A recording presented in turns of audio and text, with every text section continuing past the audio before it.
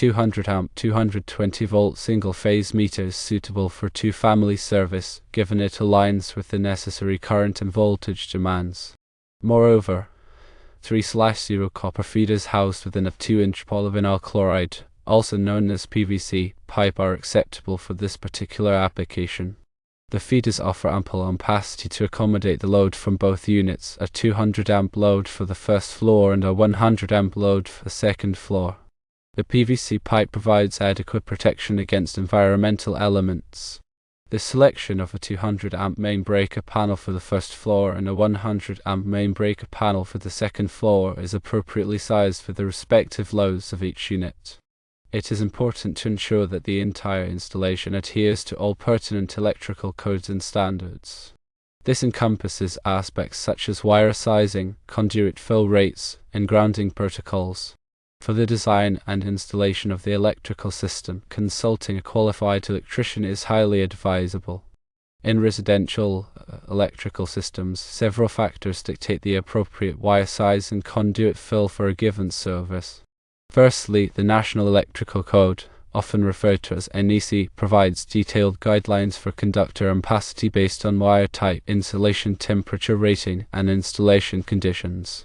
For example, NEC Table 310.15b16 outlines the allowable ampacities of insulated conductors rated for not more than 600 volts in free air, based on an ambient temperature of 30 degrees Celsius.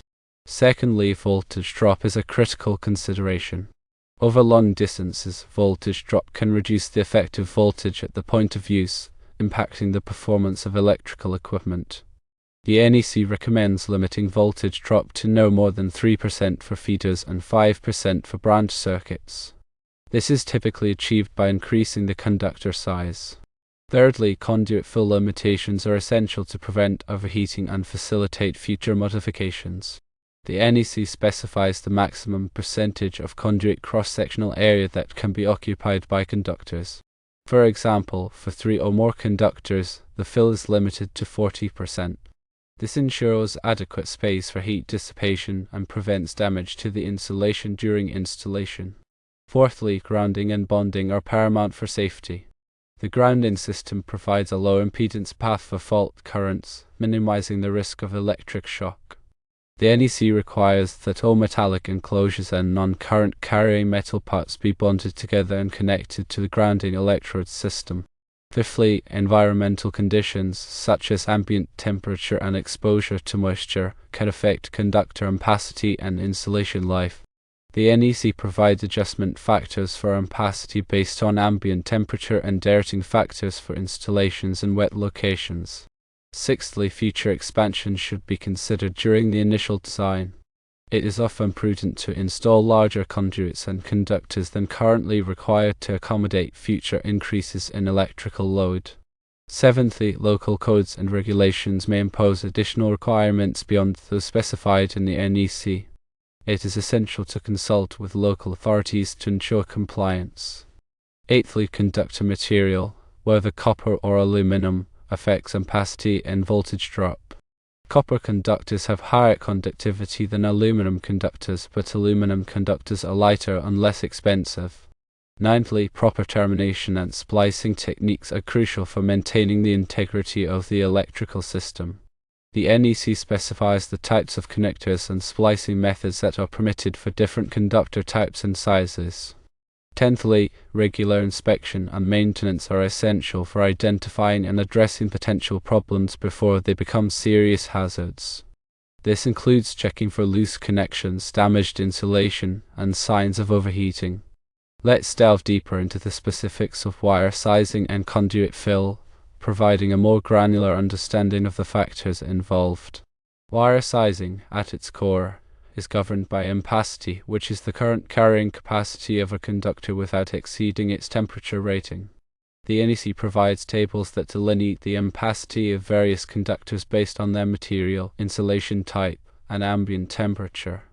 For instance, a 3/0 copper conductor with THHN insulation, commonly used in residential wiring, has a specific ampacity rating as per NEC Table 310.15b16. However, this ampacity must be adjusted based on several factors. Firstly, ambient temperature correction is applied when the ambient temperature exceeds 30 degrees Celsius. The NEC provides correction factors to reduce the ampacity accordingly. Secondly, conductor adherence comes into play when multiple current-carrying conductors are bundled together in a conduit or cable.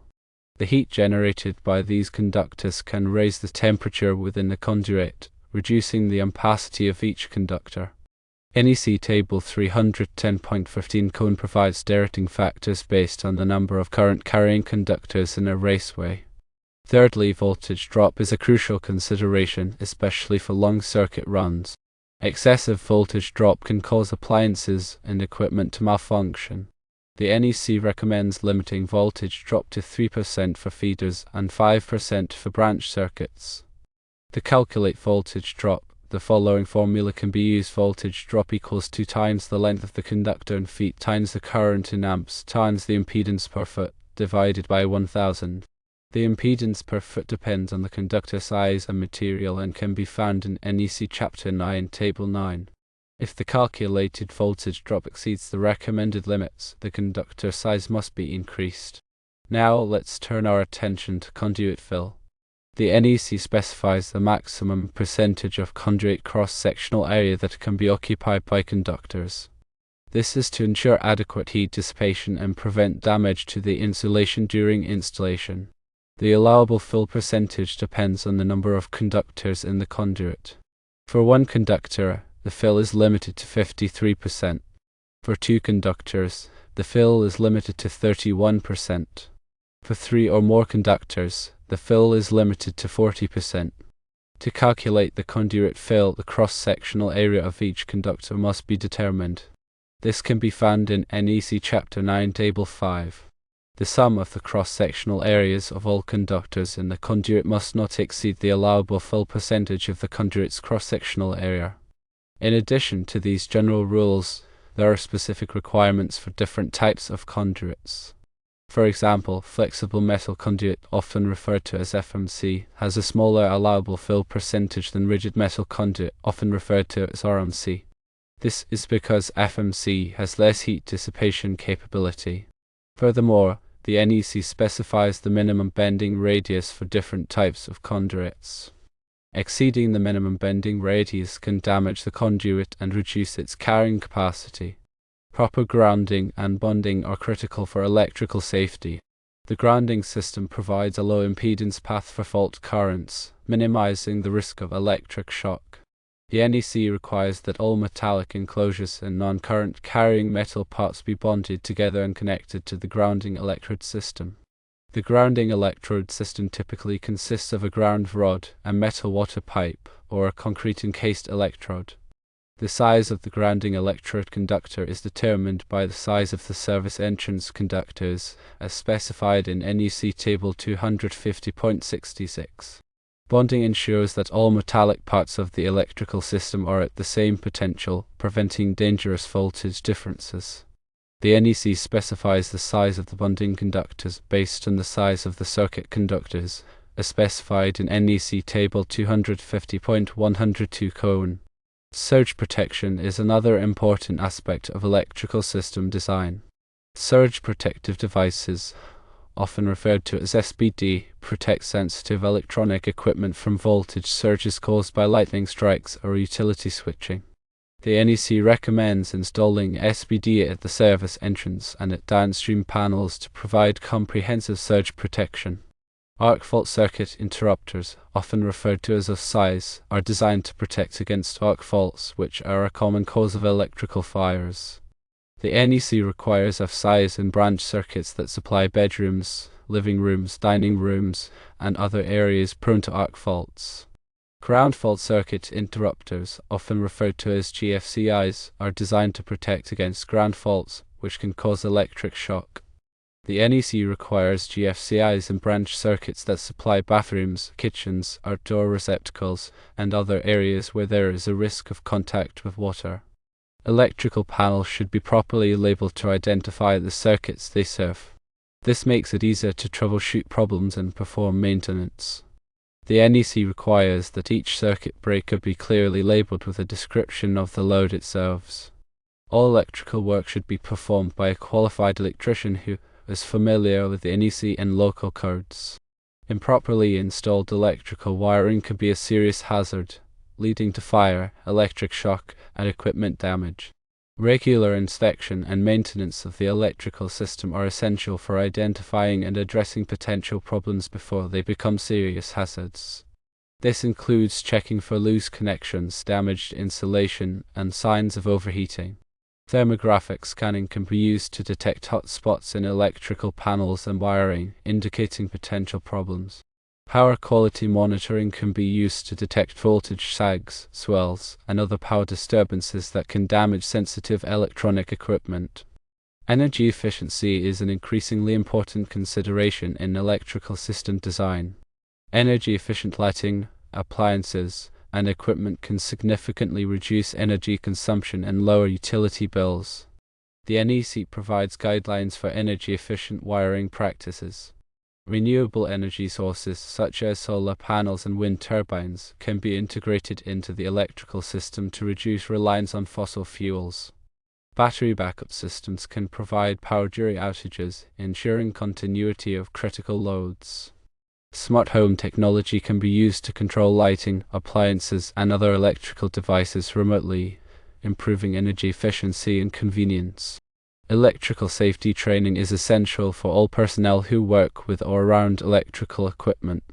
This training should cover the hazards of electricity, safe work practices, and the proper use of personal protective equipment, often referred to as PPE. Lockout-tagout procedures should be followed when working on to energize electrical equipment to prevent accidental energization. Electrical permits are required for most electrical work. These permits ensure that the work is inspected by a qualified electrical inspector to verify compliance with the NEC and local codes.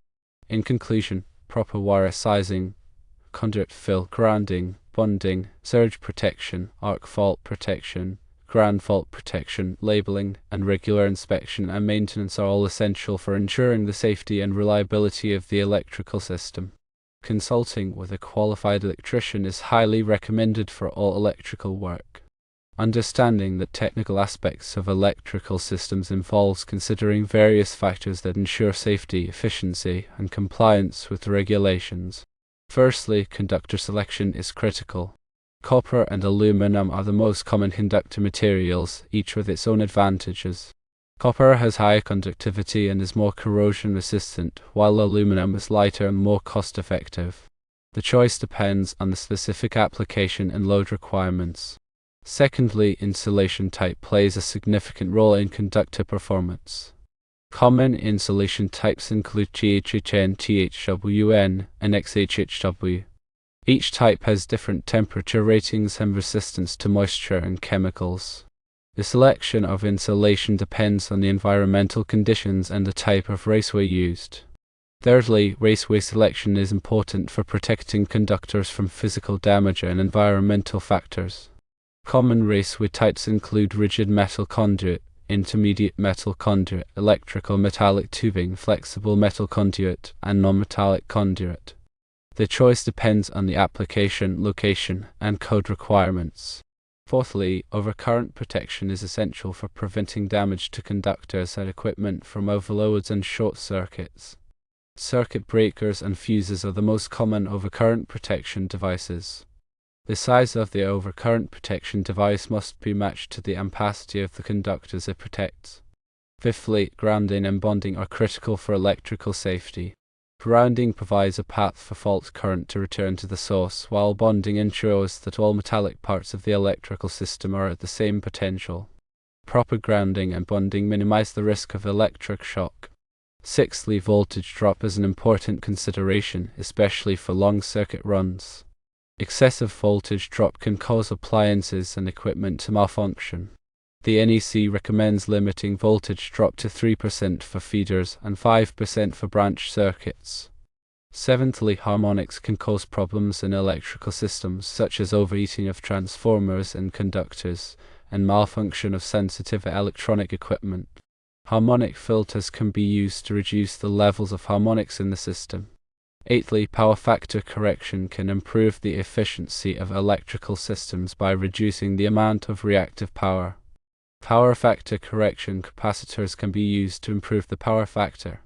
Ninthly, surge protection can protect sensitive electronic equipment from voltage surges caused by lightning strikes or utility switching. Surge protective devices should be installed at the service entrance and at downstream panels. Tenthly, energy management systems can be used to monitor and control energy consumption in buildings. These systems can help to identify areas where energy is being wasted and to implement strategies to reduce energy consumption. In addition, the selection of appropriate electrical equipment involves several considerations. Transformers are used step-up or step-down voltage levels. The size and type of transformer must be matched to the load requirements. Switchgear is used to control and protect electrical circuits. The type of switchgear depends on the voltage level and the current rating. Motor control centers are used to control and protect electric motors. The type of motor control center depends on the size and type of motor. Lighting fixtures are used to provide illumination. The type of lighting fixture depends on the application and the desired light level. Wiring devices, such as receptacles and switches, are used to connect electrical equipment to the electrical system. The type of wiring device must be matched to the voltage and current requirements of the equipment. Furthermore, understanding the different types of electrical systems is important. Single-phase systems are commonly used in residential and small commercial buildings. Three-phase systems are commonly used in large commercial and industrial buildings. Direct current, often referred to as DC systems, are used in specialized applications such as battery backup systems and solar power systems. The design and installation of electrical systems must comply with the National Electrical Code and local codes. The NEC provides detailed requirements for all aspects of electrical systems, including wiring methods, overcurrent protection, grounding, and bonding. Local codes may impose additional requirements beyond those specified in the NEC. Regular inspection and maintenance of electrical systems are essential for ensuring safety and reliability.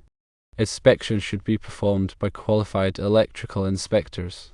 Maintenance should include checking for loose connections, damaged insulation, and signs of overheating. Moreover, safety practices for working with electricity are paramount. Always to energize circuits before working on them. Use insulated tools and equipment. Wear appropriate personal protective equipment. Follow lockout-tagout procedures. Be aware of the hazards of electricity and take precautions to avoid them. Understanding the technical aspects of electrical systems requires a comprehensive knowledge of electrical theory, codes, and standards. Continuing education and training are essential for staying up to date on the latest technologies and best practices. Consulting with qualified electrical engineers and electricians is recommended for complex electrical projects.